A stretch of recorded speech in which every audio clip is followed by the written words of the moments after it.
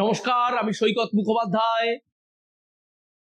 প্রথমেই আমি উচ্চ মাধ্যমিক শিক্ষা সংসদ সায়েন্স অ্যান্ড ডেভেলপমেন্ট উইংকে আমার বুক ভরা ভালোবাসা জানাই, আমার শুভেচ্ছা জানাই। কেন কেন তাদেরকে শ্রদ্ধা জানাচ্ছি?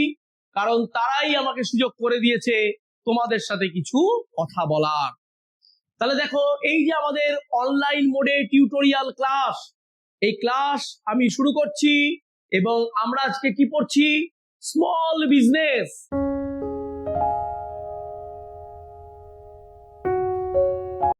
এই স্মল বিজনেস নিয়ে অলরেডি একটা ভিডিও তোমাদের চলে এসেছে, তোমরা একটা ভিডিও পেয়েছো, একটা লেকচার আমার শুনেছো। এখন এটা হচ্ছে সেকেন্ড পার্ট, দ্বিতীয় অংশ। তাহলে এখানে আমি শুরু করব কি দিয়ে? Ways to fund startup.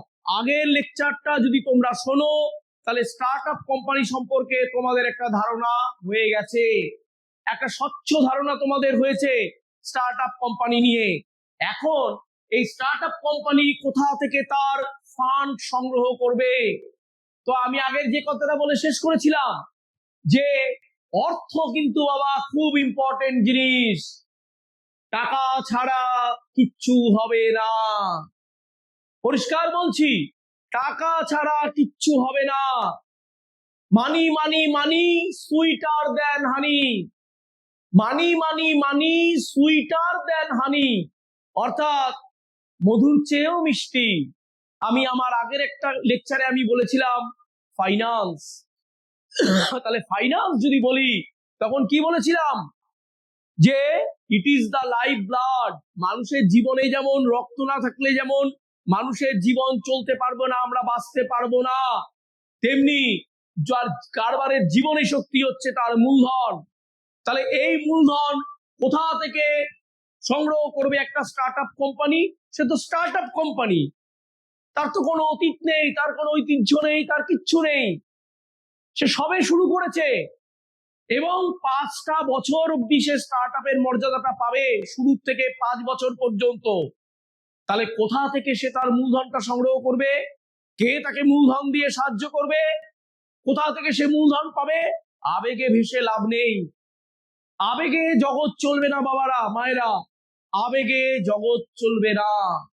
সেখানে পরিষ্কার হচ্ছে কি বলেছে যে তোমার আবেগ আছে, স্বপ্ন আছে, তুমি করবে, সব ঠিক, তুমি একটা নয়া প্রতিষ্ঠান গড়ে তুলবে, কিন্তু তোমার টাকা কোথায়? তোমার মূলধন কোথায়? কে তোমাকে মূলধন দিয়ে সাহায্য করবে? তাহলে প্রথমেই হচ্ছে নাম্বার 1, বুটস্ট্র্যাপিং। সেখানে কি বলছে? Bootstrapping means bootstrapping means establishing and running a business.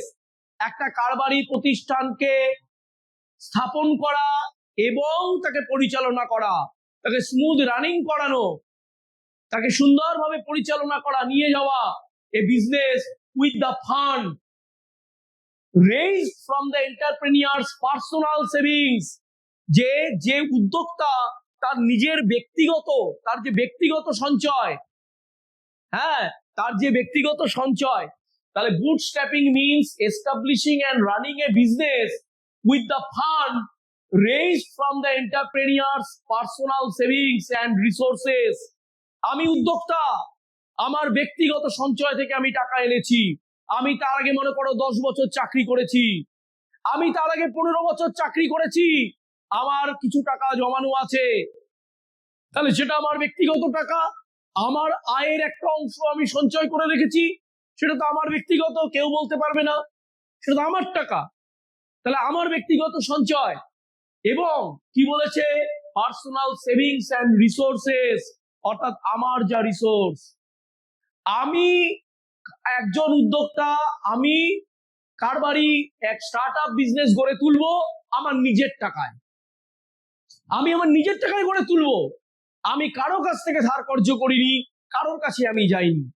তাহলে যখন একজন উদ্যোক্তা সে নিজের ব্যক্তিগত সঞ্চয় থেকে এবং তার যে রিসোর্সেস, আমার পৈতৃক সূত্রে আমার অনেক রিসোর্সেস আছে, পৈতৃক সূত্রে আমি হয়তো অনেক কিছু পেয়েছি, পৈতৃক সম্পত্তি আমি পেয়েছি, আমি মায়ের দিক থেকে অনেক সম্পত্তি পেয়েছি, তাহলে আমার কিছু সম্পত্তি আছে, আমার কিছু রিসোর্সেস আছে, আমার অনেক জমি বাড়ি ইত্যাদি আছে, গয়না ইত্যাদি আছে, আমি সেগুলো বেচে দিয়েছি, দিয়ে আমি সেগুলোকে ক্যাশে কনভার্ট করেছি, তাহলে সেটা আমার ব্যক্তিগত টাকা।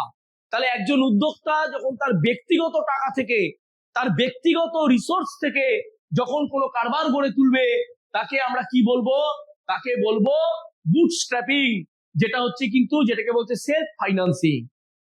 একটা শব্দে তোমরা বুঝে যাবে, সেলফ ফাইন্যান্সিং।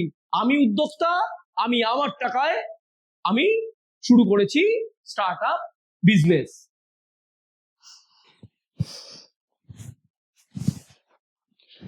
নেক্সট কি বলছে? Number 2, crowd funding. Crowd funding কি? Crowd funding is a process of raising finance. অর্থ সংগ্রহ করার এমন একটা উপায়, এমন একটা পদ্ধতি, এমন একটা প্রক্রিয়া from a large number of people, from a large number of people, বহু সংখ্যক মানুষ, অগুণন মানুষের কাছ থেকে, অগণন মানুষের থেকে, অসংখ্য অগুন্তি মানুষের কাছ থেকে যে ফান্ডটা রেইজ করা, টাকাটা সংগ্রহ করা, who contribute a relatively small amount individually, যারা প্রত্যেকে কিন্তু তুলনামূলকভাবে কম টাকা দিচ্ছে, কিন্তু আমি অসংখ্য মানুষের কাছ থেকে সংগ্রহ করছি। ক্রাউড বলেছে তো শব্দটা। ক্রাউড মানে কি? মব, জনতা।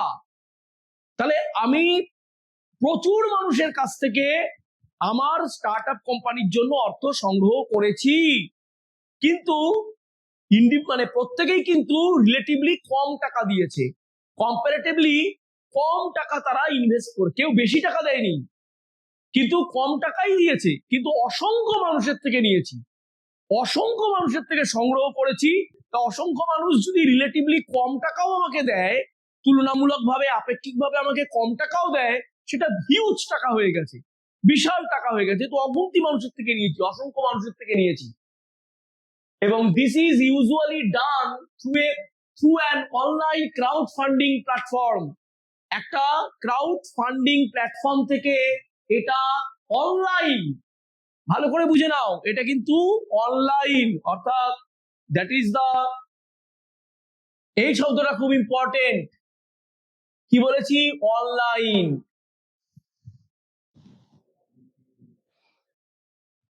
অর্থাৎ এটা হচ্ছে অনলাইন। আমি কি বলেছি? দেখো, অনলাইন ক্রাউড ফান্ডিং প্ল্যাটফর্ম। তাহলে অনলাইন অর্থাৎ অফলাইনে কিছু হবে না, থ্রু কম্পিউটার হবে, থ্রু মোবাইল হবে, online, through internet, online crowd funding platform. এরকম অনেক প্ল্যাটফর্ম আছে, যেমন ইন্ডিগোগো, যেমন কিকস্টার্টার, যেমন গো ফান্ড মি। এরা হচ্ছে অনলাইন ক্রাউড ফান্ডিং প্ল্যাটফর্ম, যে প্ল্যাটফর্মকে কাজে লাগিয়ে আমি অসংখ্য অগুন্তি মানুষের থেকে আমি আমার ফান্ড কালেক্ট করে নিতে পারবো। Are the examples of crowd funding platforms কি বললাম? ইন্ডিগোগো, কিকস্টার্টার, গো ফান্ড মি। ইন্ডিগোগো, কিকস্টার্টার, গো ফান্ড মি, এইগুলো হচ্ছে উদাহরণ। এই যে প্ল্যাটফর্ম, এই যে ক্রাউড ফান্ডিং প্ল্যাটফর্ম, তার উদাহরণ। নেক্সট কি বলছে? অ্যাঞ্জেল ইনভেস্টার্স, দেবদূত। দেবদূত লগ্নিকারী, তোমরা বাংলায় পাবে, বাংলা বইতে আছে, দেবদূত লগ্নিকারী। অর্থাৎ এদেরকে বলছে অ্যাঞ্জেল, দেবদূত। কেন বলছে? অ্যাঞ্জেল ইনভেস্টার্স আর ফাইন্যান্সিয়ালি সাউন্ড ইন্ডিভিজুয়ালস, রইস আদমি। তারা হচ্ছে রইস আদমি, পয়সাওয়ালা লোক, ধনী ব্যক্তি, প্রচুর টাকা পয়সাওয়ালা লোক। তারা কি করছে? Who provide capital to the startup, যারা স্টার্টআপ কোম্পানিকে ক্যাপিটাল প্রোভাইড করছে, মূলধন দিয়ে সাহায্য করছে, মূলধন দিয়ে সাহায্য করছে, usually in exchange for convertible debt or ownership equity. পরিষ্কার বলছে, আমাকে তোমার কোম্পানির মালিকানা দাও, ওনারশিপ ইকুইটি। আমাকে পরিষ্কার বলছে, আমাকে তোমার কোম্পানির মালিকানা দাও, আমি তোমাকে অর্থ দিয়ে সাহায্য করব। অথবা কি দাও? Convertible debt. ঠিক আছে, আজকের দিনেই আমার কোম্পানির মালিকানা চাই না, আজকের দিনেই আমার কোম্পানির মালিকানা চাই না, কিন্তু আজকের দিন সেটা তুমি ঋণ হিসেবেই গ্রাহ্য করো, ঋণ হিসেবেই গণ্য করো। কিন্তু convertible debt means the debt which is converting into equity in the near future. In the near future, that very date is to be converted in equity. অর্থাৎ ওকে, অল রাইট, ফাইন, তুমি আজকে আমাকে মালিকানা দিতে চাইছো না, দিও না, কিন্তু কনভার্টেবল ডেট করো। অর্থাৎ আজকের দিনে আমি তোমার কাছে ঋণদাতা, কিন্তু অনতি বিলম্বে আমাকে তোমার কোম্পানির মালিক করে দিও। পরিষ্কার বলছে, তাদের খোলাখুলি কথা, কোনো লুকোছাপা নেই যে আমরা হচ্ছি অ্যাঞ্জেল ইনভেস্টার্স আর ফাইন্যান্সিয়ালি সাউন্ড ইন্ডিভিজুয়ালস। ওই যে বলেছি রইস আদমি, পয়সাওয়ালা লোক, ধনী ব্যক্তি, তারা কি করছে, খুব provide capital to the startups, যে স্টার্টআপ কোম্পানিকে তারা মূলধন দিয়ে সাহায্য করছে, বিনিময়ে তারা বলছে যে আমাকে তোমার কোম্পানির মালিকানা দাও, অথবা আজকের দিনে মালিকানা না দাও, আজকের দিনে আমাকে তুমি ঋণদাতা বলেই গণ্য করো, কিন্তু অনতি বিলম্বে আমাকে ঋণদাতা থেকে মালিক করে দিও। Convertible debts, they prefer to take more risk, তারা পছন্দ করে টু টেক মোর রিস্ক, অনেক ঝুঁকি নিতে পছন্দ করে। দেখো বাবা মায়েরা, স্টার্টআপ কোম্পানি, আমি আগেও বলেছি, এই কোম্পানির কোনো ইতিহাস নেই, এর কোনো ঐতিহ্য নেই, এর কোনো পাস্ট নেই। একটা কোম্পানিতে যখন একটা এক্সিস্টিং কোম্পানি, ধরো শেয়ার মার্কেটে আমি যখন কোনো কোম্পানির শেয়ার কিনতে যাব, আমি কি করব, আমি দুম করে শেয়ারটা কিনে নেব, আমার এই কষ্টের টাকা, আমার এই মাথার ঘাম পায়ে ফেলা টাকা আমি দুম করে ইনভেস্ট করে দেবো কিছু না দেখে? না। সেক্ষেত্রে আমি কি দেখবো, সেই কোম্পানির লাস্ট 10 বছরের আমি ব্যালেন্স শিট দেখব, সেই কোম্পানির লাস্ট 10 বছরের আমি statement of profit and loss দেখব, দেখে আমি দেখব লাস্ট 10 বছর কোম্পানি কিরকম টাকা ডিভিডেন্ড, কিরকম টাকা তার লভ্যাংশ হয়েছে, আমি দেখব লাভ হয়েছে না ক্ষতি হয়েছে। আচ্ছা, লাভ হলে লাভটা কনসিস্টেন্ট কিনা না ইনকনসিস্টেন্ট, কোনোবার লাভ হয়েছে, কোনোবার লস হয়েছে, কোনোবার লাভ হলে তার লাভের হার 30%, তারপরের বছরই লাভের হার হয়ে গেছে 2%, নাকি তারপরের বার আবার লস হয়ে গেছে 50%, লস হয়ে গেছে তারপরের বছর 10%, অর্থাৎ ইনকনসিস্টেন্ট, কোনো কনসিস্টেন্সি নেই, ধারাবাহিকতা নেই। তাহলে সেক্ষেত্রে যদি এক্সিস্টিং কোম্পানি হতো, যদি নন স্টার্টআপ হতো, আমি তার লাস্ট 10 বছরের, লাস্ট 8 বছরের আমি তার statement of profit and loss, আমি তার ব্যালেন্স শিটটা দেখার সুযোগ পেতাম। এখানে আমি সুযোগ পাচ্ছি? এ তো স্টার্টআপ কোম্পানি, এ তো 5 বছরের বেশি ইতিহাসই নেই, এর তো ইতিহাসটাই 5 বছরের, তাহলে আমি কি করে পাবো? তাই জন্য সেই কোম্পানিতে তারা ইনভেস্ট করতে রাজি হয়েছে। ভেবে দেখো, তাহলে তারা অনেক বেশি ঝুঁকি, এই জন্য তাদেরকে দেবদূত বলছে, যে একবারে ভগবানের মতো এসে হাজির হলো। কিন্তু আদতে তো ভগবান না, মানুষ তো, আর মানুষ মানেই তার চাওয়া পাওয়া আছে। এবার সে তার চাওয়া পাওয়ার পার্টে, হ্যাঁ, কেন সে ভগবান নয়, কেন সে মানুষ, কেন তার চাওয়া পাওয়া আছে? তারা পছন্দ করে টু টেক মোর রিস্ক, তারা অনেক বেশি ঝুঁকি নিতে পছন্দ করে বলেই তোমার মতন স্টার্ট আপে এসছে, নাহলে সে মানে যেটা নন স্টার্টআপ কোম্পানি সেখানে যেত। সেই কোম্পানি, যে কোম্পানি আজ 50 বছর ধরে চলছে, 70 বছর ধরে চলছে, সেই কোম্পানির শেয়ার কিন্তু তোমার কাছে আসতো না। তাহলে এবং কি বলছে, take more risk in investment for higher return, সে অনেক বেশি রিটার্ন চায়। তাহলে প্রমাণ হলো যে সে মানুষ, সে ভগবান নয়, সে দেবদূত নয়, সেও চাওয়া পাওয়ার জন্য এসছে, সে অনেক হাই রিটার্ন প্রত্যাশা করে, অনেক হাই রিটার্ন প্রত্যাশা করে বলেই তোমার মতন স্টার্টআপের কাছে এসেছে। এবং কি বলছে, so they invest in startup many prominent companies, অনেক প্রমিনেন্ট কোম্পানি আছে স্টার্টআপে, Google, Yahoo and Alibaba, many platforms like Mumbai Angels, এরকম প্রচুর প্ল্যাটফর্ম আছে। এই যে অ্যাঞ্জেল ইনভেস্টার, এখানে প্রচুর প্ল্যাটফর্ম আছে, Mumbai Angels, AngelList, Lead Angels, etcetera, provide opportunities for potential for potential for opportunities for potential angel investors অর্থাৎ তারা কি করে, তারা প্রচুর কোম্পানি রয়েছে, অনেক প্ল্যাটফর্ম রয়েছে, Mumbai Angels, AngelList, Lead Angeles, তারা কি করে, তারা, তুমি চিনবে কি করে, তুমি জানবে কি করে কে অ্যাঞ্জেল ইনভেস্টর? মাঝখানে যদি কেউ না থাকে, মাঝখানে যদি কোনো কমন প্ল্যাটফর্ম না থাকে, মাঝখানে যদি কেউ না থাকে, কে তোমাকে চিনিয়ে দেবে? সেই অ্যাঞ্জেল ইনভেস্টর জানে যে তুমি একটা স্টার্ট আপ গড়ে তুলেছো, সে তোমাকে চেনে না জানে না, তোমার কথা জানে না, তোমার সঙ্গে আলাপ আছে না, তুমি জানো যে কে অ্যাঞ্জেল ইনভেস্টর, কে এরকম বিনিয়োগ করবে তোমার কোম্পানিতে, দেবদূত লগ্নিকারী, তুমিও তাকে চেনো না, সেও তোমাকে চেনে না, তাহলে মাঝখানে একটা মিডলম্যান থাকা দরকার, মাঝখানে একটা প্ল্যাটফর্ম থাকা দরকার, তাহলে এই উভয়ের মধ্যে সংযোগটা হবে কি করে? এই সংযোগটা ঘটিয়ে দেয় কারা? Mumbai Angels, AngelList, Lead Angels etcetera. আমি উদাহরণস্বরূপ 3টে কোম্পানি বলেছি, Mumbai Angels, AngelList, Lead Angels etcetera. এই Mumbai Angels, AngelList, Lead Angels এরা কি করে? এরা, তুমি স্টার্ট আপ কোম্পানির মালিক, তোমার সাথে ওই অ্যাঞ্জেল ইনভেস্টরের আলাপ করিয়ে দেয়, বন্ধুত্ব করিয়ে দেয়।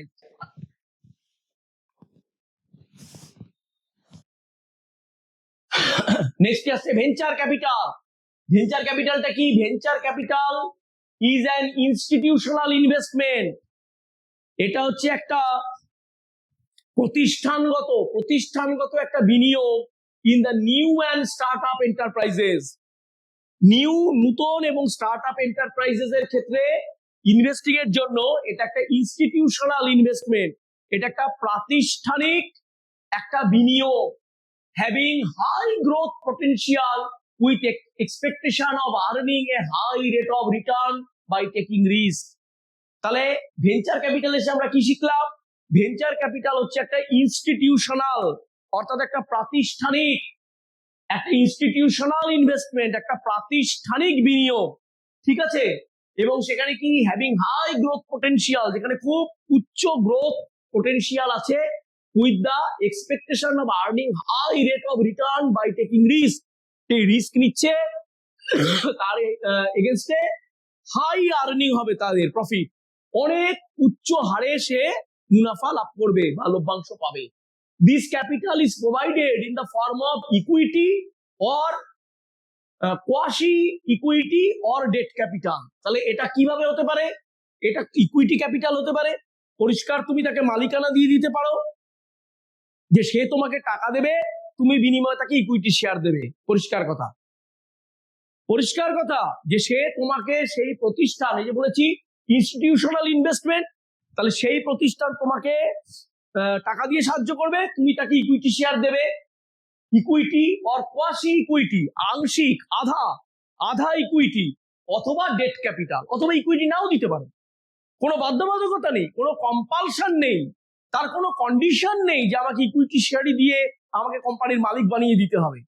তুমি তাকে ইকুইটি শেয়ার দিয়ে কোম্পানির মালিক বানিয়ে দিতে পারো, তুমি তাকে আধা ইকুইটি করতে পারো, এবং অথবা একদম ডেট ক্যাপিটাল করতে পারো। The institutions which provide this capital are called venture capital firms. যে ফার্মগুলো, যে প্রতিষ্ঠানগুলো, ওই আগেই বলেছি ইনস্টিটিউশনাল ইনভেস্টমেন্ট, আমি তো আগেই বলেছি যে ইনস্টিটিউশনাল ইনভেস্টমেন্ট, এটা তো ইনস্টিটিউশনাল ইনভেস্টমেন্ট। তাহলে সেই প্রতিষ্ঠানগুলো, ঠিক আছে, সেই প্রতিষ্ঠানগুলো কি? সেই প্রতিষ্ঠানগুলো যেটা আমি বলছি, এই এখানে বললাম ইনস্টিটিউশনস, দ্য ইনস্টিটিউশনস, যে প্রতিষ্ঠানগুলো হুইচ প্রোভাইড ক্যাপিটাল, যারা স্টার্টআপকে মূলধন দিয়ে সাহায্য করলো, তাদের বলা হচ্ছে venture capital firms. They are known as venture capital firms. আমি তার কতগুলো উদাহরণও দিয়েছি এখানে, দেখো, আমি বলেছি IFCI, industrial finance corporation of India, আমি বলেছি ICICI, industrial credit and investment corporation of India. Next আমি কি উদাহরণ দিয়েছি? IDBI, industrial development bank of India. এরা প্রত্যেকে হচ্ছে venture capital providing firms in our country. আমাদের দেশে, আমাদের ভারতবর্ষে এরা প্রত্যেকে হচ্ছে যারা হচ্ছে কি company, they are the venture capital providing firms, তারা হচ্ছে ভেঞ্চার ক্যাপিটাল প্রোভাইডিং কোম্পানিজ। এবার নেক্সট আসবো সিড ফান্ডিং। সিড ফান্ডিং কি? Seed funding is essentially equity based financing. কোনো কথা হবে না, পরিষ্কার বলছে ইকুইটি বেসড, আমাদের ইকুইটি শেয়ারই দিতে হবে। যারা সিড ফান্ডিং করবে, যে লোকরা তোমাকে সিড ফান্ডিং দিয়ে সাহায্য করবে স্টার্ট আপ বিজনেসকে, কিন্তু তাকে তার মালিকানা দিয়ে দিতে হবে, তার ইকুইটি দিতে হবে, পরিষ্কার কথা, ইকুইটি শেয়ার দিতে হবে। The seed funding is essentially equity-based financing through which a startup company raises its initial capital, যে কিনা তার ইনিশিয়াল ক্যাপিটালটা আনবে। তার ইনিশিয়াল অর্থাৎ প্রাথমিক, তোমার কাছে কোনো টাকা নেই, তোমার কাছে, তুমি স্টার্ট আপ শুরু করতে চাইছো, তোমার কাছে কোনো টাকা নেই, তাহলে তুমি কি করে করবে? তুমি কি করে করবে?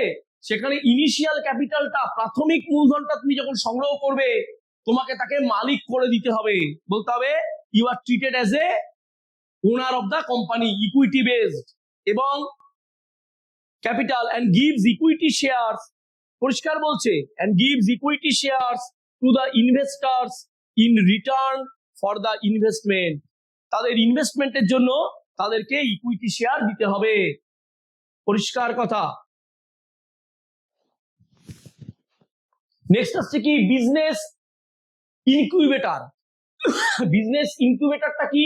এ business incubator is an organisation, এটাও একটা প্রতিষ্ঠান, which helps in the individual entrepreneur, একজন যে এন্টারপ্রেনিয়ার, একজন যে ব্যক্তিগত উদ্যোক্তা, সেই উদ্যোক্তাকে কি করছে?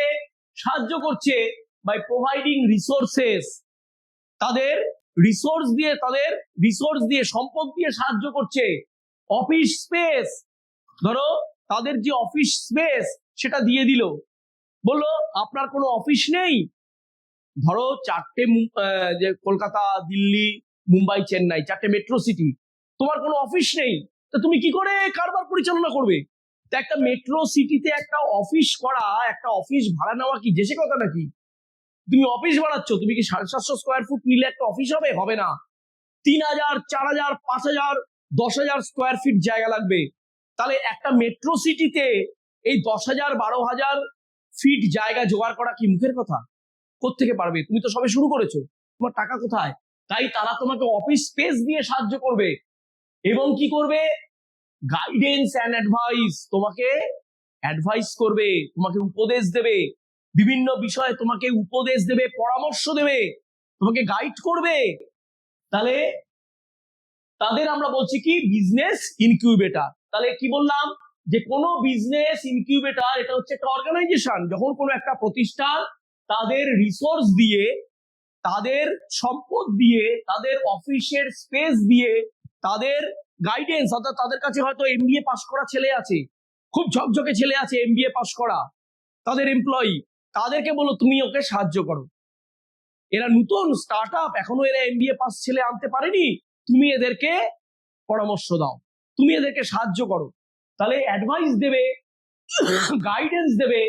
এরকম 400 ইনকিউবেটর আছে ইন ইন্ডিয়া। ভারতবর্ষে এখন প্রায় এরকম 400 প্রতিষ্ঠান আছে যারা এইভাবে সাহায্য করে স্টার্ট আপ কোম্পানিকে, which play a key role in supporting startup, যারা কিন্তু সাপোর্ট দেয়, এইভাবে সাপোর্ট দিচ্ছে একটা স্টার্ট আপ কোম্পানিকে। যেমন কতগুলো নাম আমি বলতে পারি: টেকনোলজি,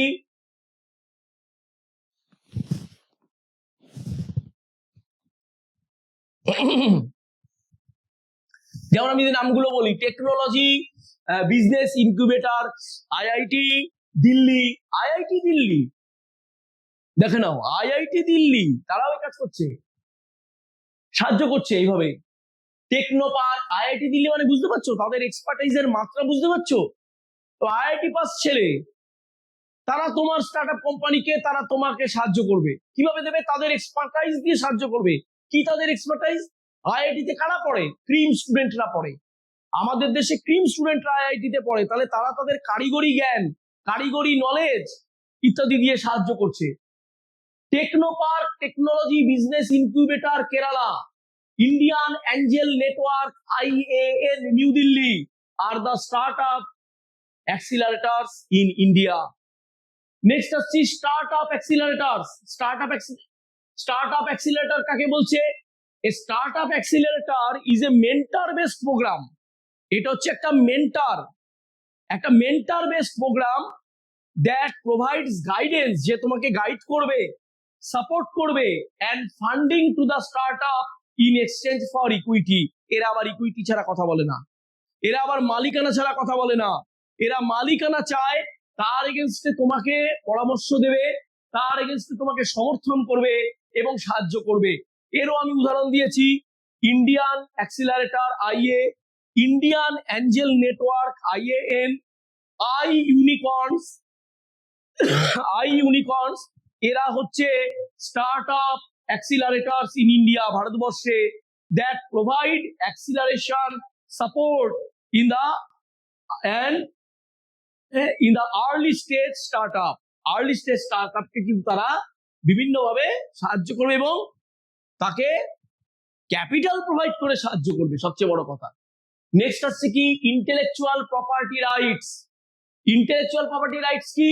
ওই যে বলেছি মেধা সত্ত্ব, তুমি একটা বই লিখেছো, তুমি কোনো একটা ডিজাইন কিছু করেছো প্রোডাকশনের জন্য, ঠিক আছে, তুমি কোনো ওষুধের জন্য তুমি কোনো ফর্মুলা আবিষ্কার করেছো, তাহলে মেধা সত্ত্ব, তোমার মেধা দিয়ে হয়েছে যেটা হয়েছে, এবং এটা ইনট্যাঞ্জেবল। তোমার মেধাটাকে আমি স্পর্শ করতে পারবো? তোমাকে স্পর্শ করতে পারবো, তোমার মেধাটাকে স্পর্শ করতে পারবো না।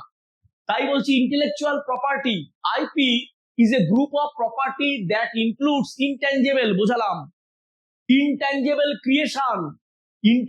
creations of human intellect. Human মানে মানুষ, একজন পশুর তো হবে না, একজন মানুষের, কারণ পশুর গুরু মস্তিষ্ক তো উন্নত নয়, মানুষের গুরু মস্তিষ্কটা খুব উন্নত। তাহলে মানুষের যে ইন্টেলেক্ট, মানুষের যে মেধা, এই মেধা থেকে সে যে উদ্ভাবন করেছে এবং যেটা অস্পর্শনীয়। নেক্সট কি বলছে? Intellectual property rights are similar to the other property right, whereas innovative entrepreneurs protect their inventions or creativity legally. অর্থাৎ তুমি একটা কিছু আবিষ্কার করলে, আমি সেটাকে ব্যবহার করে নিলাম, কেমন কথা? তুমি তোমার মেধা দিয়ে একটা ফর্মুলা আবিষ্কার করলে ওষুধের, ক্যান্সারের ওষুধের, আমি সেটাকে চুরি করে নিলাম, হাতিয়ে নিয়ে আমি বড়লোক হয়ে গেলাম, আমি প্রচুর পরিমাণে সেটা ইউজ করে আমি ওষুধ উৎপাদন করলাম এবং বিক্রি করলাম। তাহলে এটা হতে পারে কখনো? তাহলে তুমি নিজের এটাকে বাঁচাবে না, প্রোটেক্ট করবে না? তাই বলছে ইন্টেলেকচুয়াল প্রপার্টি রাইটস, এই যে মেধাসত্ব, এই মেধাসত্বের যে অধিকার, আর similar to any other property right, অন্যান্য সম্পত্তির অধিকারের মতোই। তোমার যদি একটা গাড়ি থাকে, আমি সেটা নিতে পারবো? তো চুরি হয়ে যাবে, তুমি তো আমার নামে থানায় নালিশ করবে, আমাকে তো পুলিশ ধরে নিয়ে যাবে। তোমার একটা ফ্ল্যাট আছে, আমি চুরি করতে পারবো? আমি সেটা অধিকার করতে পারবো? যেটা তোমার সম্পত্তি, তোমার, আমি কেন নিতে যাবো? আমি নিতে গেলে সেটা চৌর্যবৃত্তি হয়ে যাবে। ঠিক একই ভাবে, অর্থাৎ এটা আলাদা কিছু না। মেধাসত্বের আইনটা তোমার যে অন্যান্য সম্পদের আইন, অন্যান্য সম্পদকে তুমি যেমন বাঁচাতে চাও, তার থেকে আলাদা কিছু না। যেখানে কি বলছে যে where the innovative entrepreneurs, ওই যে উদ্যোক্তা, যারা সৃজনশীল উদ্যোক্তা, তারা প্রোটেক্ট করবে, রক্ষা করবে তাদের ইনভেনশন, তাদের আবিষ্কারগুলোকে, আর তাদের ক্রিয়েটিভিটি, তাদের যে সৃজনশীলতাকে লিগালি, আইনত।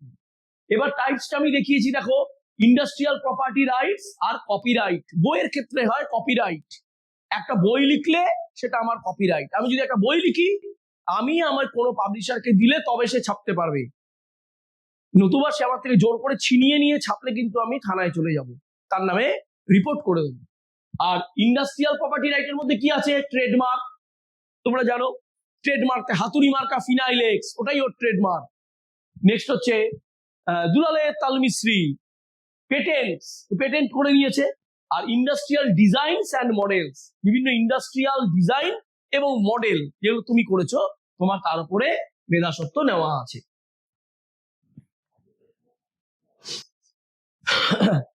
নেক্সট কি আছে? স্মল বিজনেস, ক্ষুদ্রায়তন কারবার। এই ক্ষুদ্রায়তন কারবার কাকে বলছে? ক্ষুদ্রায়তন কারবার দেখো, ক্ষুদ্রায়তন কারবারটা একটু বলি, যে কারবার আকারে ক্ষুদ্র, এর থেকে সহজ আর কিছু নেই। যে কারবার আকারে ক্ষুদ্র, তাই আমি শুরু করেছি দেখো স্মল ইজ বিউটিফুল, অর্থাৎ ছোট মানেই সেটা অসুন্দর নয়। আমি আমার স্কুলের ছাত্রদের নিয়ে গেছিলাম এক্সকারশনে, যখন ফিরছি আমরা ডুয়ার্সে গেছিলাম, বললে তোমরা বিশ্বাস করবে না, আমি আজকে আনিনি, আনলে দেখাতে পারতাম। বাঁশের বেতের ছোট ছোট মেয়েরা সেই এতে লাগায় না, চুলের মধ্যে খোপায় লাগায় ক্লিপ, সেরকম ক্লিপ বানিয়েছে, ক্লিপ বানিয়েছে, দুল বানিয়েছে, হাড় বানিয়েছে, চুড়ি বানিয়েছে, কি দিয়ে জানো? বাঁশ এবং বেতের কাজ। এবং ছোট ছোট গরুর গাড়ি, এইগুলো সব বানিয়েছে এবং বিকে আমরা কিনে আনলাম, প্রত্যেক আমাদের স্টুডেন্টরা কিনলো, হই করে কিনলো, আমরা কিনলাম। অর্থাৎ এই লোকাল যে রিসোর্সেস, মানে বাঁশ এবং বেত প্রচুর পরিমাণে উৎপন্ন হয় আলিপুরদুয়ার, সেখানে জলপাইগুড়ি, সেখানকার মানুষ এটা বানিয়েছে। তাহলে স্মল ইজ বিউটিফুল, ছোট্ট ছোট্ট জিনিস। এই যে পুরুলিয়ায় যদি যাও কখনো বাবারা মায়েরা, দেখবে সেখানে মুখোশ, চড়িদা গ্রাম, চড়িদা গ্রামটা মুখোশের জন্য বিখ্যাত। চড়িদা গ্রামটা বিখ্যাত হয়ে গেল মুখোশের জন্য, ছৌ নাচের মুখোশ এবং অন্যান্য কত মুখোশ।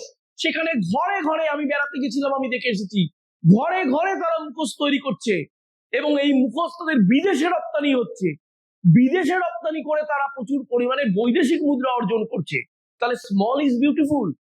একবারে লার্জ স্কেলটাই খুব সুন্দর এটা ভেবো না, যে large scale, very large scale এরাই শুধু সুন্দর না, স্মল ইজ বিউটিফুল। এবং এখানে কি বলছে? MSMED act. এই MSMED অ্যাক্ট কি? Micro small medium enterprises development act. কি বললাম? Micro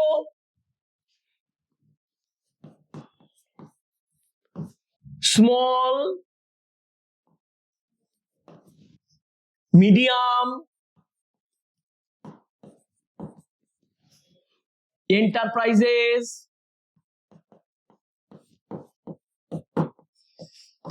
development act.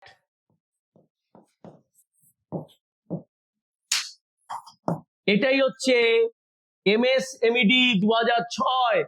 এটা কিন্তু ভালো করে শোনো, 2020 সালে কিন্তু এটা 2020 সালে কিন্তু এটা আপ টু ডেট হয়েছে।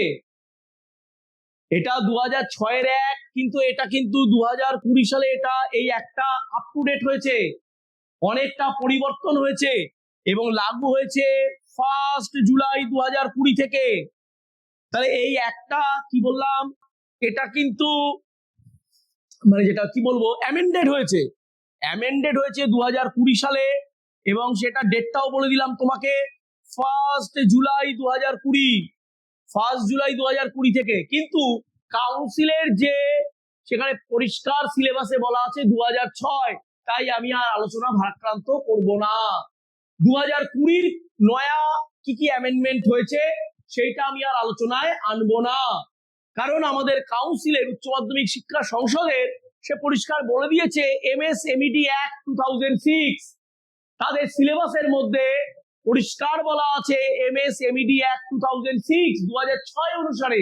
তাই আমি 6 অনুসারেই বলবো, 2020 এনে আর আমি আলোচনাটাকে আর আমি করব না। এখন দেখো এখানে পরিষ্কার ভাগ করেছে ম্যানুফ্যাকচারিং এন্টারপ্রাইজ আর সার্ভিস প্রোভাইডিং এন্টারপ্রাইজ। প্রতিষ্ঠানগুলোকে দুভাগে ভাগ করেছে, যে সেই প্রতিষ্ঠান কি দ্রব্য উৎপাদন করে না সে শুধু পরিষেবা দেয়।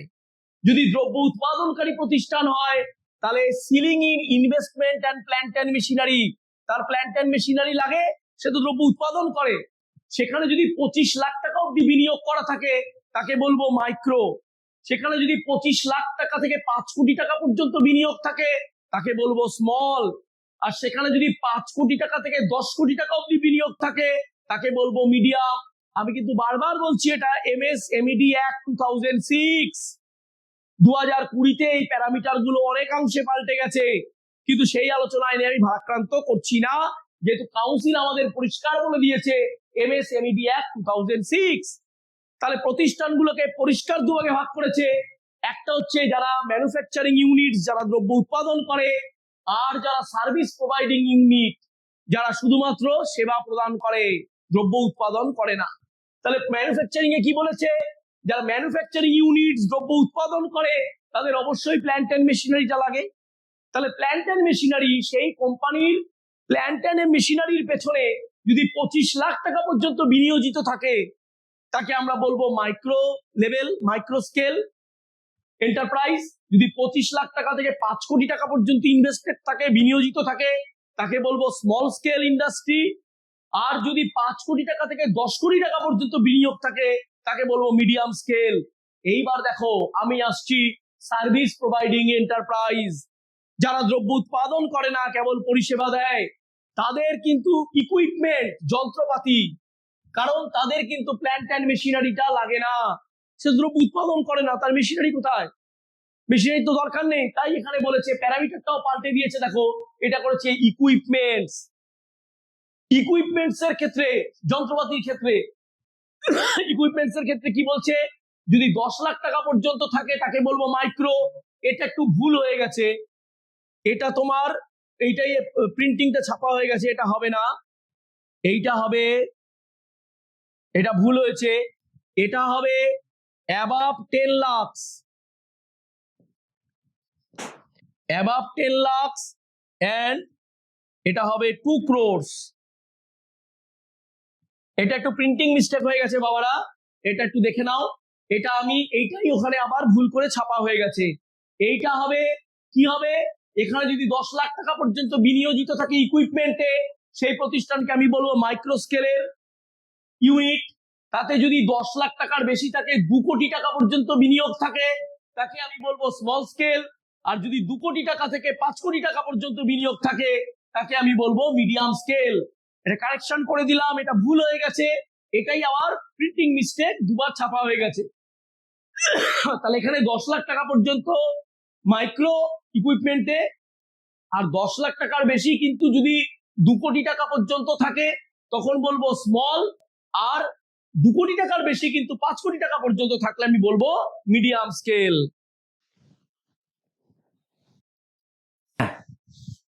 দেখো এরপর বলছে role of small business in India, ভারতবর্ষের বুকে ক্ষুদ্রায়তন কারবারের ভূমিকা।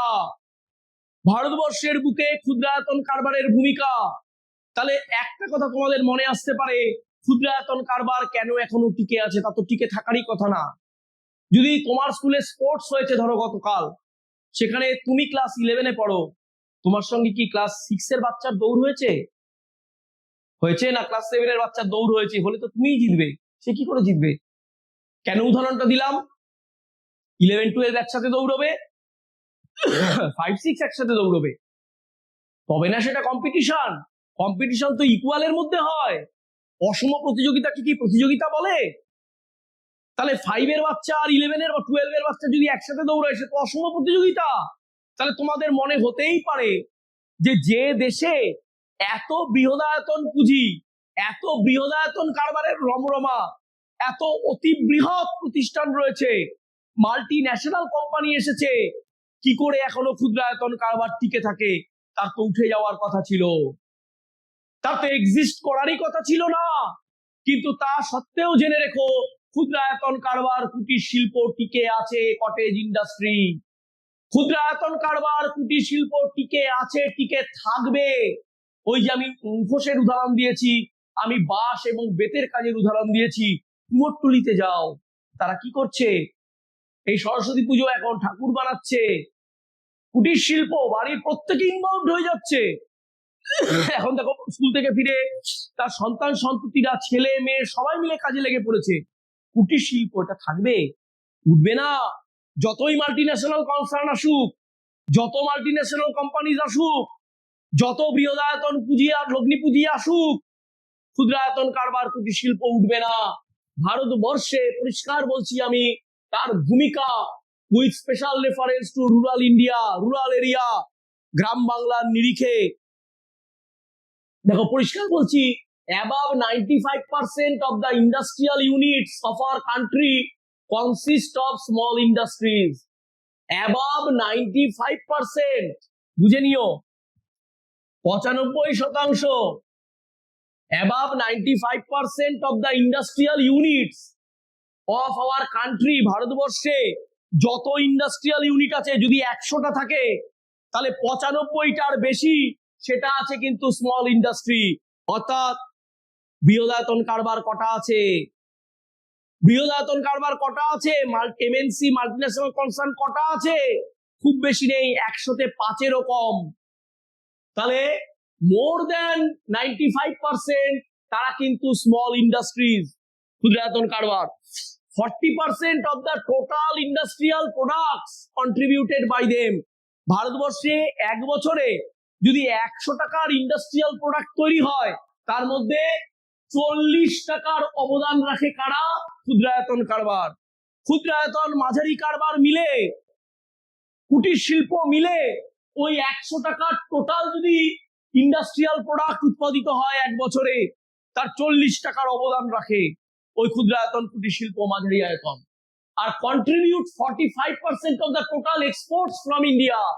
ভারতবর্ষ থেকে এক বছরে যত টাকার দ্রব্য রপ্তানি হয় তার 45%, যদি ভারতবর্ষ থেকে এক বছর 100 টাকার দ্রব্য রপ্তানি হয় বিদেশের বাজারে তার মধ্যে 45 টাকার অবদান রাখে এই ক্ষুদ্রায়তন কারবার, মাঝারি কারবার, কুটির শিল্প এরা। তাহলে কত তার গুরুত্বপূর্ণ ভূমিকা বুঝতে পেরেছো? টোটাল ভারতবর্ষে যা শিল্প সংস্থা তার 95%-এর বেশি হচ্ছে ক্ষুদ্রায়তন, মাঝারি কারবার, কুটির শিল্প মিলে। ভারতবর্ষে টোটাল যা ইন্ডাস্ট্রিয়াল প্রোডাক্ট এক বছর তৈরি হয় তার 40% হচ্ছে আসে ক্ষুদ্রায়তন, কুটির শিল্প এবং মাঝারি আয়তনের কারবার থেকে। ভারতবর্ষে এক বছরে টোটাল যা বিদেশে দ্রব্য রপ্তানি হয় যত টাকার তার 45%, তার 45%, 45% এটা কন্ট্রিবিউট করে, এটা আসে ক্ষুদ্রায়তন থেকে, মাঝারি আয়তন থেকে। Employment generation, second largest employ after agriculture. কৃষি ভারতবর্ষে সবচেয়ে বেশি মানুষকে কাজ দিয়েছে। 2/3 প্রত্যক্ষ এবং পরোক্ষভাবে ভারতবর্ষের 2/3 মানুষ কৃষির ওপর নির্ভরশীল। ভারতবর্ষ কৃষি নির্ভর দেশ। ভারতবর্ষ কৃষি নির্ভর দেশ। ভারতবর্ষের প্রায় 2/3 মানুষ প্রত্যক্ষ বা পরোক্ষভাবে কৃষির ওপর নির্ভরশীল। ওই কৃষি প্রথম স্থান অধিকার করেছে। কৃষিকে বাদ দিলে সেকেন্ড লার্জেস্ট পজিশন নিয়েছে কিন্তু ক্ষুদ্রায়তন এবং কুটির শিল্প এবং মাঝারি আয়তনের কারবার। কোথায়? এমপ্লয়মেন্ট জেনারেশনে। ভারতবর্ষে কর্মসংস্থানের নিরিখে, ভারতবর্ষে মানুষকে কাজ দেওয়ার নিরিখে, বেকার সমস্যা নিরসনের নিরিখে কৃষির পরেই অবদান রেখেছে কুটির শিল্প, ক্ষুদ্রায়তন এবং মাঝারি আয়তনের কারবার। Next, balance regional development. আগেই বুঝিয়েছি যে ভারতবর্ষের সমস্ত অঞ্চলের যেন একটা সুষম উন্নয়ন হয়। কোনো অঞ্চল খুব এগিয়ে গেল, কোনো অঞ্চল খুব পিছিয়ে পড়লো, মেট্রো শহরগুলো খুব এগিয়ে গেল, গ্রাম বাংলা পিছিয়ে পড়লো না।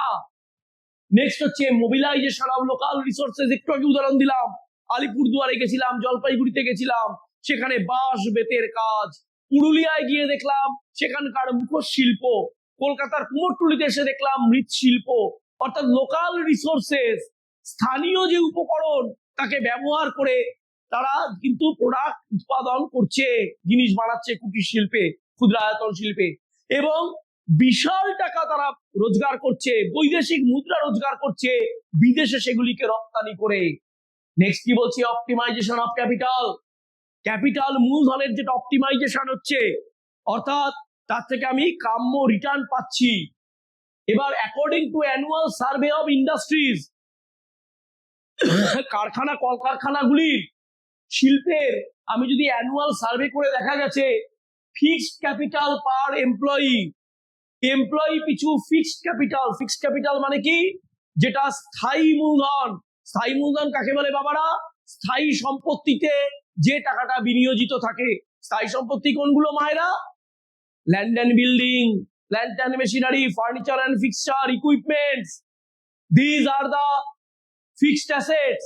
এইগুলি হচ্ছে স্থায়ী সম্পত্তির উদাহরণ। ল্যান্ড অ্যান্ড জমি, বাড়ি, যন্ত্রপাতি, land and building, plant and machinery, furniture and fixture, এইগুলো হচ্ছে ফিক্সড অ্যাসেট।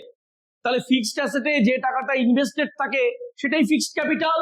এবং এই ফিক্সড ক্যাপিটালটা এমপ্লয়ি পিছু, অর্থাৎ সেই প্রতিষ্ঠানে কত টাকা ফিক্সড ক্যাপিটাল আছে, অর্থাৎ সেই প্রতিষ্ঠানে কত টাকা স্থায়ী সম্পত্তিতে বিনিয়োজিত হয়েছে এবং সেই প্রতিষ্ঠানে কত কর্মী নিযুক্ত রয়েছে, সেটা যদি দেখি এমপ্লয়ি পিছু স্মল স্কেলে সেটা ৩,৭০৬ টাকা, লার্জ স্কেলে গিয়ে দাঁড়াচ্ছে ২৭,৫৭৫ টাকা। ভেবে দেখো, যেটা ক্ষুদ্রায়তন, অতি ক্ষুদ্র কারবার, ক্ষুদ্রায়তন কারবার, কুটির শিল্প, মাঝারি আয়তনের কারবার যেখানে ৩,৭০৬ টাকা, সেটা বৃহৎ আয়তনে গিয়ে দাঁড়াচ্ছে ২৭,৫৭৫ টাকা।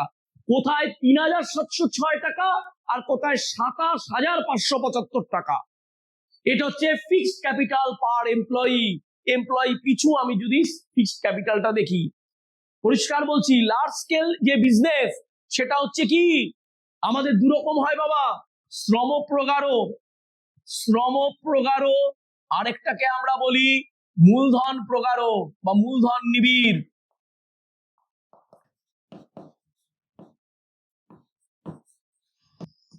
মূলধন প্রগারো বা মূলধন নিবিড়। তাহলে মূলধন প্রগারো কোনটা? লার্জ স্কেল, লার্জ স্কেল বা বৃহদায়তন কারবার, লার্জ স্কেল বা বৃহদায়তন কারবার, লার্জ স্কেল বা বৃহদায়তন কারবার হচ্ছে মূলধন প্রগারো। আর শ্রম প্রগারো কোনটা? এটা হচ্ছে ক্ষুদ্রায়তন, এটা হচ্ছে অতি ক্ষুদ্র এবং মাঝারি। অতি ক্ষুদ্র প্রতিষ্ঠান, ক্ষুদ্রায়তন প্রতিষ্ঠান, মাঝারি আয়তনের প্রতিষ্ঠান, এগুলো শ্রম প্রগারো। এখানে মূলধন অত টাকা থাকে না, কিন্তু প্রচুর মানুষকে কাজ দেওয়ার সুযোগ থাকে, তাই এই প্রতিষ্ঠানগুলো শ্রম প্রগারো। আমি আবার বলছি, অতি ক্ষুদ্র প্রতিষ্ঠান, ক্ষুদ্রায়তন প্রতিষ্ঠান, মাঝারি আয়তন প্রতিষ্ঠান, কুটির শিল্প, কুটির শিল্প, এইগুলো হচ্ছে কি বলেছি, শ্রম প্রগারো। প্রচুর মানুষকে কাজ দেওয়া যায়, প্রচুর মানুষের হাতে কাজ দেওয়া যায়, সেখানে মূলধন অত থাকে না বেশি। আর মূলধন থাকে না বলেই সেখানে অনেক বড় বড় যন্ত্রপাতি কিনে আনা সম্ভব হয় না, যে বড় বড় যন্ত্রপাতিগুলো কিন্তু মানুষের কাজ কেড়ে নেয়। তুমি বলো তো, আগে ব্যাংকে কত লোক নিত, আগে রেলে কত লোক নিত, সমস্ত কাজ ম্যানুয়ালি হতো। আমরা আমাদের চাকরি জীবনে প্রথমে দেখেছি পাসবুক, লেখা টেখা সব হাতে, এখন সমস্ত মেশিনে কম্পিউটারাইজড। আগে রেলওয়ে টিকিট বুকিং এভরিথিং হতো কি ম্যানুয়ালি, আমরা কি লাইন দিয়ে দাঁড়াতাম, সেখানে মানুষ কাজ পেত। আর এখন সমস্ত অনেকটাই হয়ে গেছে, আছে সেই ম্যানুয়াল সিস্টেম আছে, নেই বলছি না, রেলের ক্ষেত্রে কিছুটা আছে, কিছুটা এখনো ম্যানুয়ালি বুকিং হয়, টিকিট কাটা হয়, লোকাল ট্রেনের ক্ষেত্রেও হয়, দূরপাল্লার ট্রেনের ক্ষেত্রেও হয়। কিন্তু সাইড বাই সাইড একটা বিরাট অংশ কিন্তু ইন্টারনেটের সাহায্য নিয়ে, মোবাইলের সাহায্য নিয়ে, অ্যাপের সাহায্য নিয়ে আমরা বাড়িতে বসে কেটে ফেলি। তাহলে কিন্তু মানুষ লাগে না, সেখানে কর্মচারী লাগে না। দেখো, আমি এর বিরুদ্ধে নই, আমি মডার্নাইজেশনের বিরুদ্ধে নই, আমি কম্পিউটারাইজেশনের বিরুদ্ধে নই, আমি কম্পিউটারের বিরোধী নই, কিন্তু এটা ফ্যাক্ট, এটা হার্ড রিয়েলিটি, এটা কঠোর বাস্তব যে যত বড় বড় যন্ত্রপাতি আসবে তারা মানুষের কাজ কেড়ে নেবে।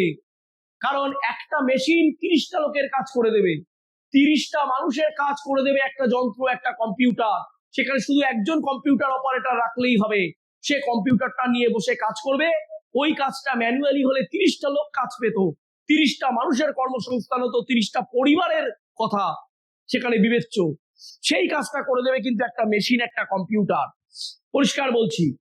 আর লার্জ স্কেল বৃহদায়তনে কি হয়, সেটা মূলধন প্রগাঢ় বা মূলধন নিবিড়, সেখানে হিউজ টাকা ক্যাপিটাল ইনভেস্ট করার সুযোগ আছে এবং সেই ক্যাপিটাল দিয়ে তারা বড় বড় যন্ত্রপাতি কিনে আনে, যেইগুলো কিন্তু মানুষকে কাজ কেড়ে নেয়, মানুষের কাজ কেড়ে নেয়। একটু আগে বলেছি যে একটা বড় যন্ত্র ৩০টা ৪০টা লোকের কাজ কেড়ে নেয়, মানুষের আর দরকার হয় না, একজন অপারেটর দিয়ে দিলেই চলে।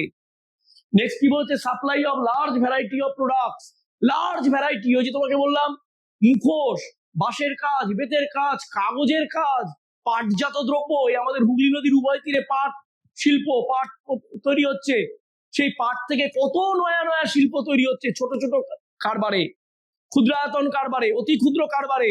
সেই পাট থেকে সুদৃশ্য চটের ব্যাগ, সুদৃশ্য চটের ব্যাগ তৈরি হচ্ছে, থলে তৈরি হচ্ছে, কত কিছু, জুতো পর্যন্ত তৈরি হচ্ছে। এই যে ইন্ডাস্ট্রিয়াল ফেয়ার গুলো হয়, এবং শীতকাল চারদিকে দেখবে মেলা চলছে, সবলা মেলা, ইন্ডাস্ট্রিয়াল মেলা, কত কিছু চলছে, সবলা মেলা চলছে, কত মেলা চলছে, সরস মেলা, সেখানে এগুলো বিক্রি হচ্ছে। কাগজের কাজ, কাগজ দিয়ে অদ্ভুত সুন্দর ফুল বানিয়ে এনেছে, নষ্ট হবে না। সত্যিকারের ফুল তো নষ্ট হয়ে যাবে, গন্ধ হয়ে যাবে, বাসি হয়ে যাবে, ঝরে পড়ে যাবে। এ কাগজের ফুল তুমি সাজিয়ে রাখো না, ঘরে তুমি সাজিয়ে রাখো না, বছরের পর বছর থাকবে। শুধু একটু মাঝে মাঝে একটু ঝেড়ে পুছে নিলেই হবে, বছরের পর বছর থাকবে। সে কাগজ দিয়ে ফুল বানাচ্ছে, কত কিছু বানাচ্ছে, পাট দিয়ে ওই যে বললাম জুতো পর্যন্ত বানাচ্ছে, সুদৃশ্য ব্যাগ বানাচ্ছে, কত কিছু বানাচ্ছে। তাহলে প্রচুর ভ্যারাইটি তার। এবং next number 6, reduction in income inequalities. এটা একটু বলতে হবে, এটা একটু বলতে হবে। ইনকাম ইনইকুয়ালিটিজ অর্থাৎ ভারতবর্ষে মানুষের কি হয়, এই যে অর্থ, দেখো এখানে ধনী দরিদ্রের ব্যবধানটা বিশাল, ধনী দরিদ্রের বিশাল ব্যবধান। ভারতবর্ষে 10 থেকে 15% লোক হচ্ছে অতি ধনী, অতি ধনী, আর একেবারে দারিদ্র সীমার নিচে আছে ধরো 20-25% লোক। তাহলে 25% আর 15%, 40 হলো, মাঝামাঝি আছে 60% লোক। তারা মধ্যবিত্ত, তার মধ্যে আবার উচ্চ মধ্যবিত্ত আছে, সাধারণ মধ্যবিত্ত আছে। তাহলে আমি কি বললাম, যে ধরো এই 10% to 15% এরা হচ্ছে ধনী, এই ধনী এরা মিলেনিয়ার। ভারতবর্ষে এমনও হয়েছে যে সেখানে কি বলছি, যে প্রচুর মানে সারা পৃথিবীর কত ধনীর মধ্যে ভারতবর্ষের মানুষ আছে। আমি নাম বলবো না, নাম বলা ঠিক হবে না, নাম বলবো না, কিন্তু তারা আছে, সারা পৃথিবীর কয়েকজন ধনীর মধ্যে তারা রয়েছে। তাহলে 10 থেকে 15% মানুষ ধনী বা অতি ধনী, আর একেবারে দারিদ্র সীমার নিচে আছে ধরো 20 থেকে 25% মানুষ, 20 থেকে 25% মানুষ আছে।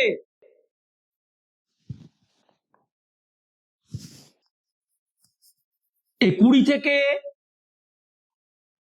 25% মানুষ আছে, তাদের আমি দরিদ্র বলছি।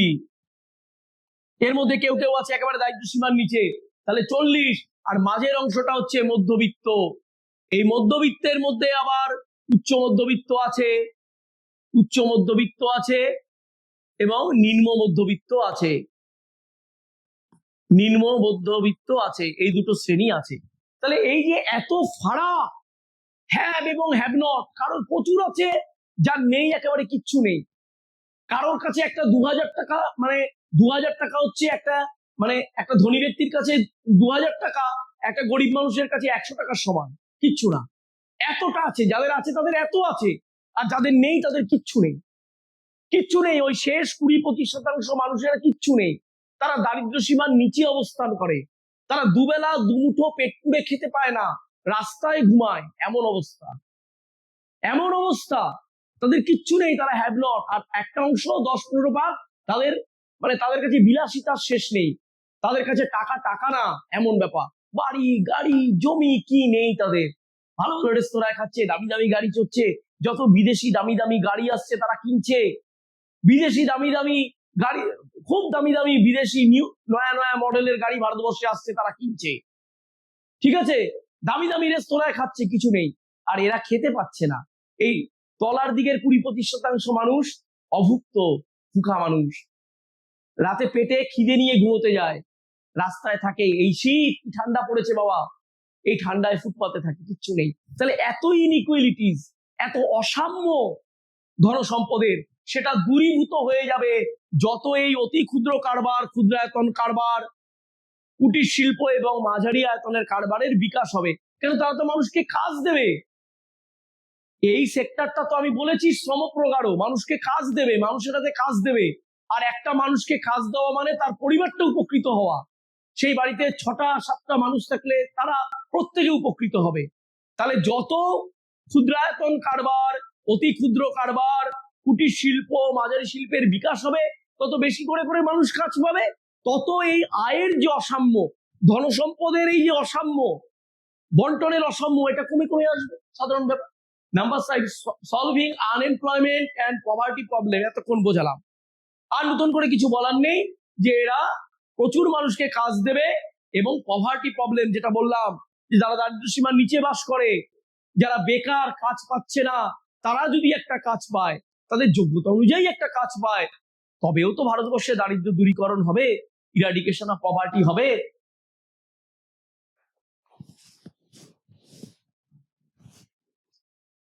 নেক্সট দেখো, ন্যাশনাল স্মল ইন্ডাস্ট্রিজ কর্পোরেশন, এনএসআইসি, এর ফুল ফর্ম হচ্ছে ন্যাশনাল স্মল ইন্ডাস্ট্রিজ কর্পোরেশন। এর এটা সেট আপ হয়েছে কবে? 1955 সালে as a central government undertaking, একটা কেন্দ্রীয় সরকারি সংস্থা হিসেবে 1950 সালে এটা প্রতিষ্ঠিত হয়। এর হেড অফিস নিউ দিল্লিতে। এর রিজিওনাল অফিস আছে বাবা চারটে, নিউ দিল্লি, মুম্বাই, কলকাতা, চেন্নাই, অর্থাৎ চারটে মেট্রো সিটিতে রয়েছে তার রিজিওনাল অফিস। এর ফাংশন কি? To supply indigenous and imported machines on easy hire purchase term. খুব মানে ভাড়া ক্রয় পদ্ধতিতে যে ইম্পোর্টেড মেশিন গুলো, অর্থাৎ তোমার কেনার সামর্থ্য নেই, তুমি একটা মেশিন ইম্পোর্ট করে আনলে, তুমি যে দিন ইউজ করলে তার ভাড়া দিয়ে দিলে। বাট বুঝে নাও, তুমি জাপান থেকে একটা খুব দামি মেশিন আনছো, তার জন্য তুমি 1 মাস রাখলে, 1 মাসের জন্য ব্যবহার করেছো বলে একটা ভাড়া দিয়ে দিলে, আর তার যাতায়াতের পয়সাটা দিয়ে দিলে। সেটা কে ব্যবস্থা করে দেবে? এনএসআইসি ব্যবস্থা করে দেবে। To procure, supply and distribute indigenous and imported raw materials. যেটা ইম্পোর্টেড র মেটেরিয়ালস, তোমার যদি কোনো কাঁচামাল বিদেশ থেকে নিয়ে আসতে হয় আমদানি করে, সেক্ষেত্রে তারা সাহায্য করবে। Two export the products of small business units and develop export ওয়ার্দিনেস। খুব ইম্পর্টেন্ট। দেখবে আমি একটু আগে বলেছি আমার আলোচনায়, যে প্রচুর টাকার বিদেশে রপ্তানি হচ্ছে এই ক্ষুদ্রায়তন, অতি ক্ষুদ্রায়তন কুটির শিল্প থেকে। এই যে মুখোশ, এই যে বাঁশের কাজ, বেতের কাজ, এই যে মাটির তৈরি কাজ, কৃষ্ণনগর, ঘূর্ণি, আমার কলকাতার, আমার কুমোরটুলি, বা আমার পাটের সুদৃশ্য ব্যাগ, আমি বলেছি জুতো, এইগুলো বিদেশে রপ্তানি হচ্ছে এবং প্রচুর টাকার বৈদেশিক মুদ্রা আসছে। সেক্ষেত্রে সাহায্য করছে NSIC, national small industries corporation. Next কি করছে? To provide mentoring and advisory service, উপদেশ দিয়ে সাহায্য করছে। To create awareness on technological upgradation, তোমাদের এত কারিগরি উন্নয়ন সম্পর্কে ধারণা নেই, অতি ক্ষুদ্র কারবার, মাঝারি কারবার, তোমাকে কারিগরি সহায়তা দিয়ে সাহায্য করবে। To develop software technology park develop করবে এবং টেকনোলজি ট্রান্সফার সেন্টার। তাহলে টেকনোলজি পার্ক এবং টেকনোলজি ট্রান্সফার সেন্টার গুলোকে বিকশিত করবে। To assist in marketing of the products, ক্ষুদ্রায়তন কারবার, কুটির শিল্পে, অতি ক্ষুদ্র কারবারে যে প্রোডাক্ট গুলো তৈরি হচ্ছে, পণ্যগুলো তৈরি হচ্ছে, সেগুলো বাজারজাত করতে সাহায্য করবে। দেখবে এখন এত মেলা হয় সরকারি উদ্যোগে, এটা তো খুব ভালো, এটা তো খুব ভালো জিনিস। সরস মেলা, সবলা মেলা, কত মানুষ সেখানে এসে বিক্রি করতে পারে বলতো। এবং তো আমরাও প্রোডাক্টটা পাই। আমি সল্ট লেকে বসে আমি তুলাইপাঞ্জি চাল পেয়ে যাচ্ছি, দিনাজপুর জেলা, দক্ষিণ দিনাজপুর জেলা, উত্তর দিনাজপুর জেলা, তুলাইপাঞ্জি চালটা পেয়ে যাচ্ছি, আর তাদেরও বিক্রি হচ্ছে। তাদের বিক্রি না হলে তাদের উপায় কি? তারা উৎপাদন করছে, কুটির শিল্পে উৎপাদন করছে, ক্ষুদ্রায়তন শিল্পে উৎপাদন করছে, ওই চাষি তুলাইপাঞ্জি চালটা ফলাচ্ছে, সে বিক্রি করবে কোথায়? যত মেলা হবে, এই শীতকালে মেলা হচ্ছে তো ভালো, তাহলে তার দ্রব্যটা বিক্রি করার জন্য সেই মানুষকে একটু সুযোগ দেওয়া যাচ্ছে এবং তারা তাদের প্রোডাক্ট নিয়ে আসছে, হই হই করে বিক্রি হচ্ছে। নেক্সট কি? নেক্সট হচ্ছে বলছে, কি বলছে দেখো, to provide training two workers, small স্কেলে যারা কাজ করে, ক্ষুদ্রায়তন, অতি ক্ষুদ্র কারবারে, সেখানে যারা কাজ করে তাদেরকে ট্রেনিং দিচ্ছে, তাদেরকে প্রশিক্ষণ দিচ্ছে।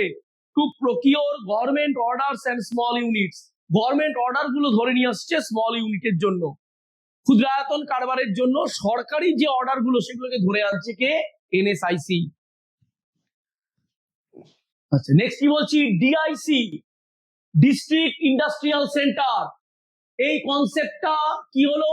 এটা 1977 সালের কনসেপ্ট এবং when the government of India, Bharat সরকার 1977 সালে কি করলো? Announce new industrial policy on 23 December 1977। 1977 সালে ভারতবর্ষের কেন্দ্রীয় সরকার 23 ডিসেম্বর 1977 সালে নয়া শিল্প নীতি ঘোষণা করলো, নিউ ইন্ডাস্ট্রিয়াল পলিসি, এবং সেটা অনুযায়ী এই ডিআইসি ডিস্ট্রিক্ট ইন্ডাস্ট্রিয়াল সেন্টার এলো, লঞ্চ করলো 1 May 1978 to issue permanent registration certificate to small industries unit. Permanent registration certificate ওরা ইস্যু করবে। To recommend various incentives to small scale industries units as per provisions of industrial policy. বিভিন্ন incentive ওরা দেবে, ঘোষণা করবে এবং দেবে।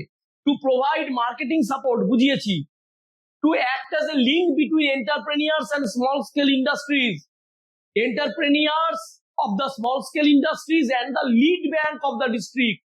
ওই জেলার যারা মুখ্য ব্যাংক এসবিআই কিংবা পিএনবি, ওই জেলার যারা মূল ব্যাংক, মুখ্য ব্যাংক, এবং যে স্মল স্কেল ইন্ডাস্ট্রিজ এর যে উদ্যোক্তা এন্টারপ্রেনিয়ার, তার মধ্যে একটা ব্রিজের কাজ করবে, একটা সংযোগ সেতুর কাজ করবে। অর্থাৎ তুমি উদ্যোক্তা, তুমি ব্যাংকে গেলে তোমাকে দূর দূর ছাই ছাই করে তাড়িয়ে দিচ্ছে, কারণ তুমি তো বড় ব্যবসায়ী নও, তুমি তো বড় শিল্পপতি নও, তোমাকে পাত্তাই দিচ্ছে না। তোমার টাকা দরকার, তুই সমস্ত কাগজপত্র দিয়েছো, তোমাকে বারবার ঘোরাচ্ছে, তোমার টাকার দরকার, লোনের দরকার, লোন ক্যাপিটালের দরকার, তোমাকে দিচ্ছে না। তুমি ডিআইসির কর্ণগোচর করলে, ডিআইসির অফিসাররা যাবে। তাহলে উদ্যোক্তা এবং সেই জেলার যেটা মুখ্য ব্যাংক, তাদের মধ্যে একটা ব্রিজের কাজ করবে, সংযোগ সেতুর কাজ করবে। To help the এন্টারপ্রেনিয়ার্স in obtaining licence from electric board and water supply board. Electric board, water supply বোর্ডের থেকে যে লাইসেন্স, সেই লাইসেন্স গুলো পাওয়ার ক্ষেত্রে যাতে সহজে পেয়ে যাও, সেক্ষেত্রে ডিআইসি ডিস্ট্রিক্ট ইন্ডাস্ট্রিয়াল সেন্টার তোমাকে সাহায্য করবে। নেক্সট কি বলছে? To make arrangement for credit, machinery, equipments, raw materials and other extension services for the এন্টারপ্রেনিয়ার্স of small and village industry.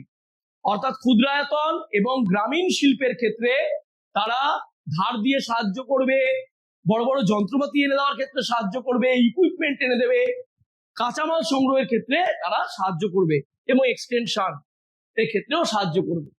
এবার দেখো স্পেশাল, আমরা প্রায় শেষ দিকে চলে এসেছি। Special scheme for the development of industrial in rural, backward and hill area. পশ্চাৎপদ অঞ্চল এবং পাহাড়ি অঞ্চল, সেখানে কি ব্যবস্থা? অপেক্ষাকৃত পশ্চাৎপদ অঞ্চল এবং পাহাড়ি অঞ্চলে সেখানে পরিষ্কার বলছে ল্যান্ড অ্যান্ড ইন্ডাস্ট্রিয়াল শেড, তোমাকে জমি জোগাড় করে দেবে, ইন্ডাস্ট্রিয়াল শেড বানিয়ে দেবে। ডেভেলপমেন্ট অফ ইনফ্রাস্ট্রাকচারাল ফেসিলিটি, পরিকাঠামোগত উন্নয়নে তোমাকে সাহায্য করবে, ইন্ডাস্ট্রিয়াল এস্টেট বানিয়ে দেবে। Setting up of public sectors, credit facility, ধার দেবে। ফাইন্যান্সিয়াল সাবসিডি, তোমাকে অনেক সময় ভর্তুকি দেবে আর্থিকভাবে।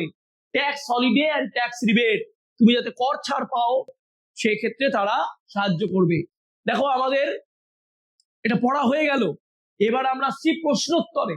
এখানে 7 নম্বর অ্যালোটেড আছে বাবারা মায়েরা, এই চ্যাপ্টার থেকে 7 নম্বর। একটা আসবে 2 নম্বরের প্রশ্ন, একটা আসবে 5 নম্বরের প্রশ্ন। তাহলে আমি কয়েকটা প্রশ্ন এখানে দেখানোর চেষ্টা করেছি, এগুলো নমুনা প্রশ্ন, এর বাইরে অনেক প্রশ্ন হতে পারে। এগুলো আমি একটা স্যাম্পল হিসেবে তোমাদের দেখিয়েছি।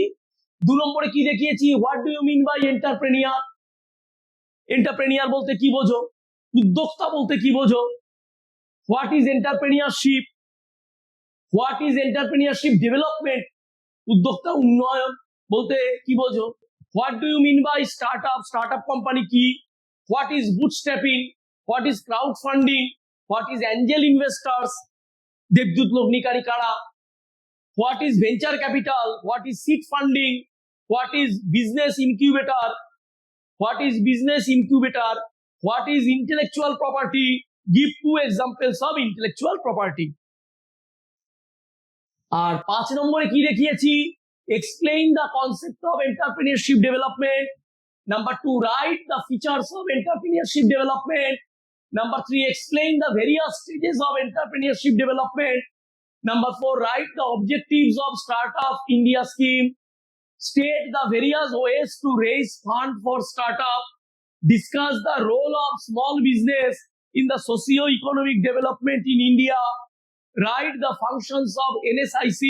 Write the functions of DIC. এগুলো কিন্তু দিয়েছি বাবা 5 নম্বরের প্রশ্ন। 5 নম্বরের প্রশ্নগুলো কিন্তু স্বভাবতই একটু বড় হবে, 2 নম্বরের প্রশ্নের মতন অত ছোট কিন্তু হবে না। এগুলো একটু ডেসক্রিপটিভ বা বিবরণধর্মী হবে। ঠিক আছে, সবাইকে ধন্যবাদ। আমার এই আজকের ক্লাসটা এখানেই শেষ হলো। উচ্চ মাধ্যমিক শিক্ষা সংসদ সায়েন্স অ্যান্ড ডেভেলপমেন্ট উইংকে অনেক ধন্যবাদ, তোমাদেরকে অনেক শুভেচ্ছা। তোমাদের পরীক্ষার জন্য আমার রইল প্রাণ ভরা ভালোবাসা, শুভেচ্ছা, শুভকামনা। নমস্কার।